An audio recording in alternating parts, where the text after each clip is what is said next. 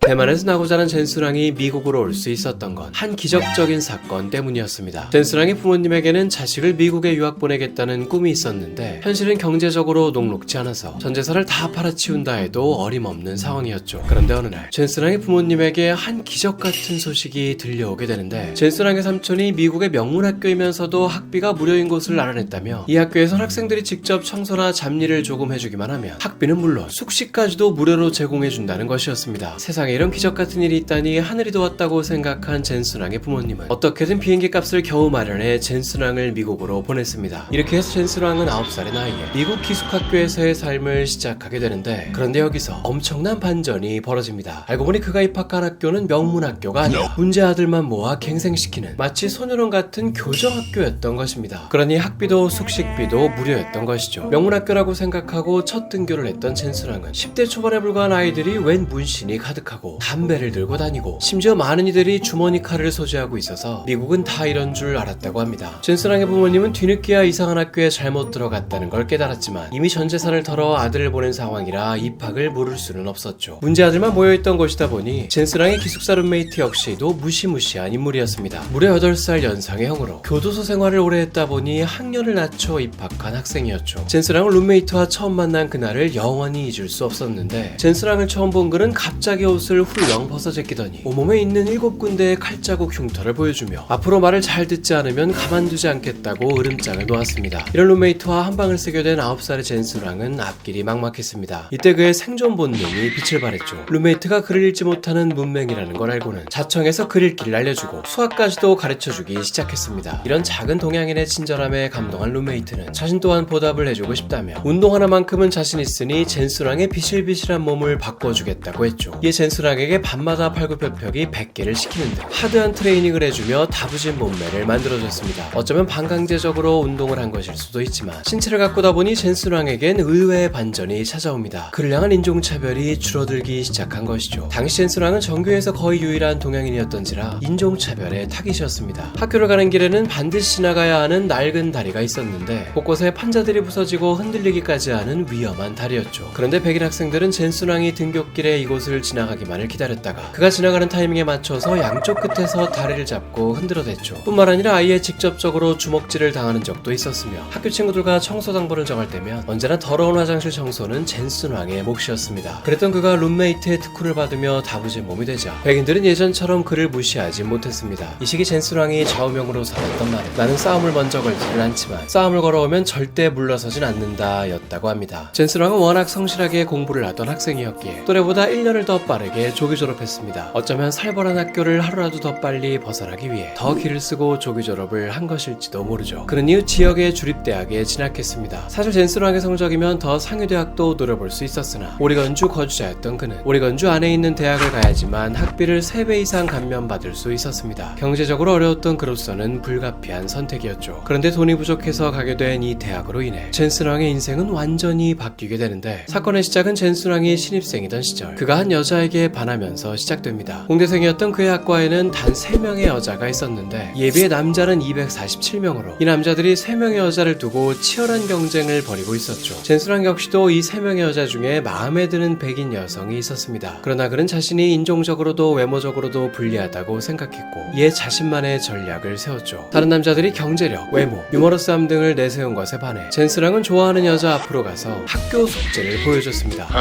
자신과 함께 매주 숙제를 하면 전 과목 올해가 확실하다며 호언장담을 했죠. 이에 이 롤이라는 백인 여성은 젠스랑과 함께 학교 숙제를 하기 시작했습니다. 실제로 젠스랑의 자신감이 허풍이 아니었던 것이 가장 악명 높은 교수님의 어려운 과제마저도 척척 해낼 정도였죠. 결국 롤이는 날이 갈수록 젠스랑을 믿고 의지하게 되었고 어느덧 매주 일요일은 단둘이 만나 함께 숙제를 하는 일명 숙제 데이트의 날이 되었습니다. 어느새 이 숙제 데이트는 영화 데이트, 여행 데이트 등으로 거듭나기 시작했고 결국 이들은 자연스럽게 연인 사이가 되었죠. 그렇게 꽁냥꽁냥 연애를 하던 어느 날 젠스랑은 로리에게 파격적인 발언을 합니다. 자신과 결혼을 해주면 30살의 어엿한 회사의 CEO가 되어 호강시켜주겠다는 것이었죠. 그동안 젠스랑의 똑똑함과 성실함을 가까이서 봐온 로리는 이 말을 그저 근거 없는 호들갑으로 보지 않았고 당신이라면 진짜 그럴 수 있을 것 같다며 프로포즈를 받아들였습니다. 그렇게 해서 이들은 대학을 졸업하던 그해 곧바로 결혼식을 올렸죠. 짝사랑하던 첫사랑과 결혼까지 하게 된 데다가 현재까지도 애처가로 유명한 젠스랑의 모습은 평생 한 명의 여자만을 사랑하는 로맨 사이언티스트 그 자체로 여겨집니다. 결혼 이후 젠스랑은 성공적인 취업을 했습니다. 유명한 반도체 기업 AMD에 입사해 꽤 괜찮은 연봉을 받았죠. 그런데 이렇게나 멀쩡한 대기업 직장을 돌연 하루아침에 때려치우게 만드는 한 사건이 터지고 말았으니, 사건의 시작은 어느 주말 저녁 젠스랑의 아내와 함께 영화관에 갔을 때였습니다. 이날 본 영화 한 편이 그에게 엄청난 충격을 선사했죠. 이 영화는 바로 당시 수많은 사람들에게 충격적인 비주얼 쇼크를 안겼던 그 영화 쥬라기 공원이었습니다. 이때까지는 그저 상상 속에만 존재했던 공룡이라는 존재가 영화 속에는 마치 실존하는 모습을 촬영한 듯 생동감 있게 움직이고 있었죠. 바로 이 순간 젠스랑은 미래는 3D 그래픽의 세상임을 확신했습니다. 지금의 직장을 그만두고 직접 3D 그래픽 전문 회사를 차리고 싶다는 생각을 하게 되죠. 이에 평소 마음이 잘 맞던 동료 회사원 2명과 공동 창업을 하게 되는데, 이 회사가 바로 오늘날의 전 세계 시총 1위의 대기업 엔비디아였습니다. 자신들의 제품이 차세대의 혁신이 될 거라는 의미로 넥스트 버전이라는 단어의 각 앞글자를 따고 그 뒤에는 로마 신화 속 질투의 여신인 인비디아의 이름을 붙여 회사명을 정했죠. 회사 이름에 질투의 여신을 넣은 이유는 경쟁사들을 부러워하고 질투를 내야 그들을 뛰어넘을 수 있다고 생각했기 때문입니다. 그리고 언젠가 업계에 탑이 되어 그때는 오히려 우리 회사가 다른 기업들의 시기 질투의 대상이 되겠다는 당찬 포부가 담겨 있기도 했죠. 실제로 오늘날의 엔비디아는 모두가 부러워하는 세계 1위 기업이 되었으니 회사명 하나만큼은 기가 막히게 정한 듯 싶습니다. 어쨌든 엔비디아를 창업했을 당시 젠슨 왕의 나이는 30, 결혼 전 아내에게 말했던 30살의 CEO라는 약속을 지킨 셈이죠. 회사를 설립한 젠슨 왕은 게임 쪽으로 그래픽 사업을 하려 했습니다. 영화에 비해 게임 쪽은 아직 그래픽 발전이 더딘 상황이었기에 게임 그래픽이야말로 향후 유망한 산업이라고 믿었죠. 당시 3D 게임 쪽은 이제 막 태동기였어서 인기 3D 게임으로 분류됐던 울펜슈타인, 둠조차도 사실상 완전한 3D라기보다는 2D를 섞어 만든 2.5D 같은 느낌이었습니다. 이렇게 젠스랑은 3D 그래픽 쪽의 선구자가 되고자 연구에 연구를 거듭해 독자적인 첫 그래픽 칩을 출시했죠. 그리고 망했습니다.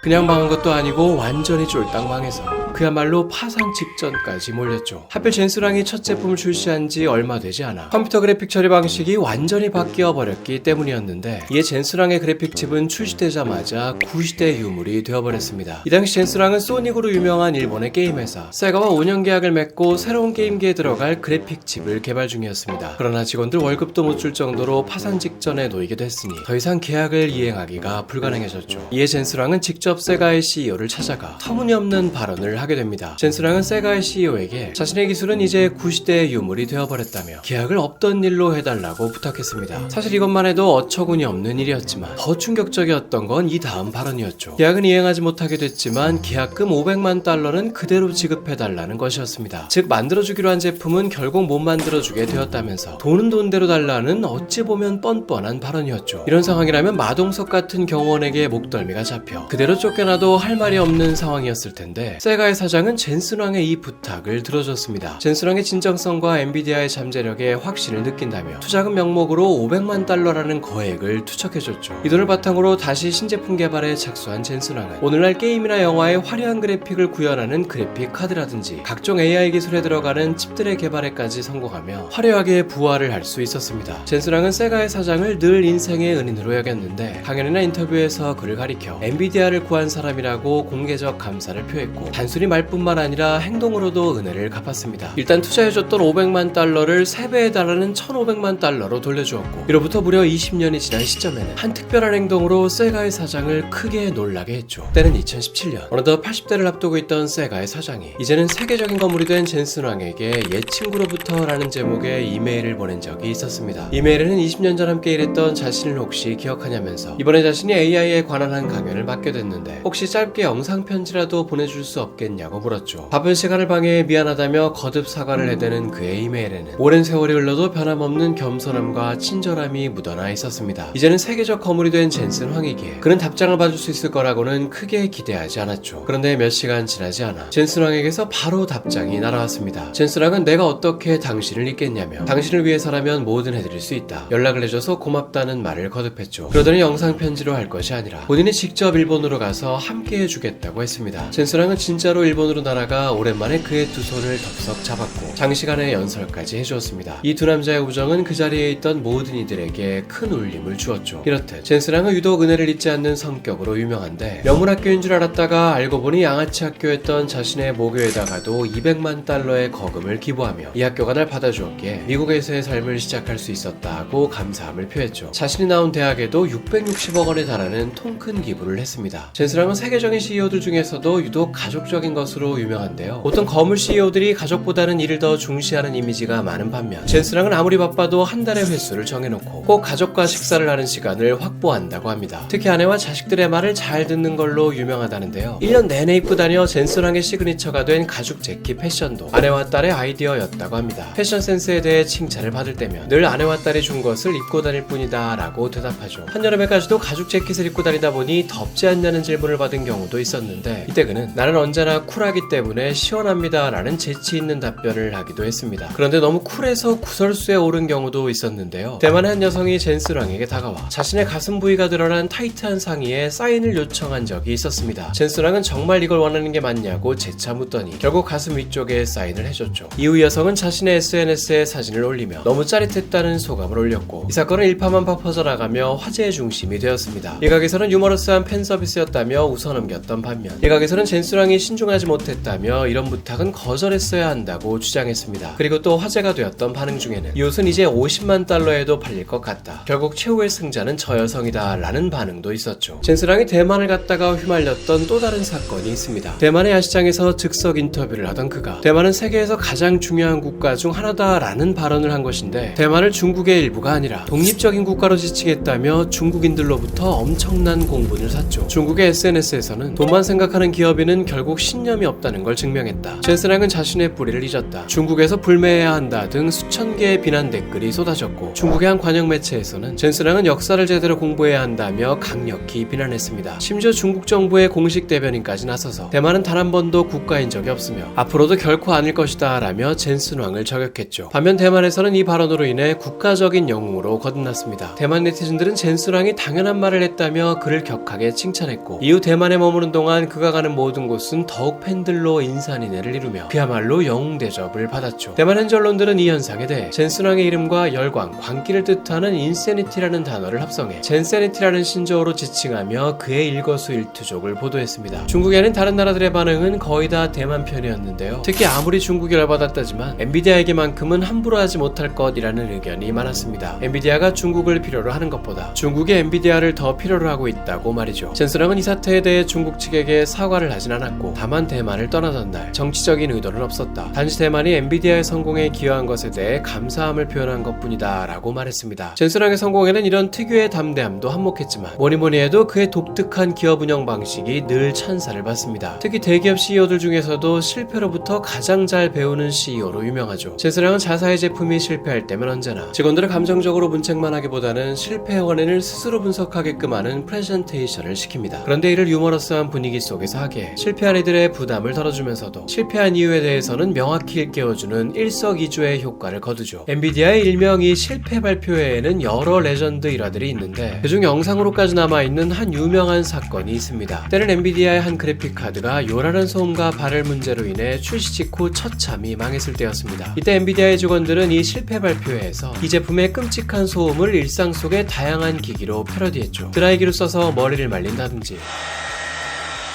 진공청소기로 사용한다든지 심지어 발열이 엄청나다며 그래픽카드 위에다 스테이크까지 굽는 자학 개그를 선보였습니다.